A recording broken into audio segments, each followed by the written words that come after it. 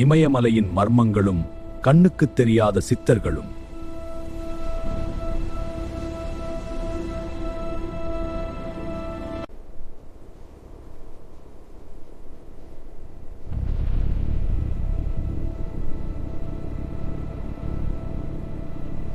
இமயமலையில் ஞானகஞ்ச் அல்லது சாம்பலா என்ற ஒரு ரகசிய இடம் இருப்பதாக நம்பப்படுகிறது.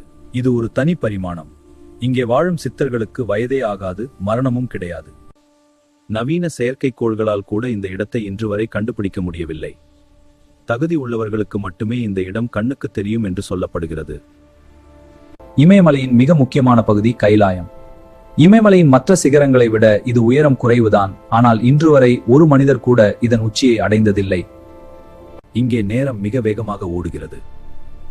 சில நாட்களிலேயே சில வாரங்கள் வளர்ந்தது போல இது ஒரு டைம் மெஷின் போல செயல்படுவதாக கூறப்படுகிறது.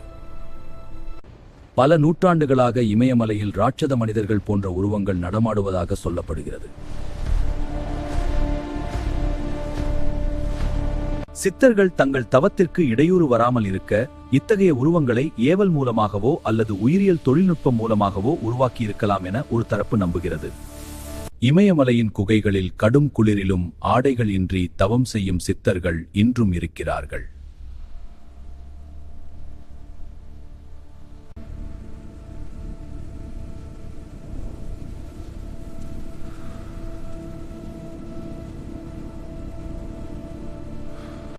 பிராணாயாமம் மற்றும் கும்பகம் மூலம் தங்கள் உடல் வெப்பநிலையை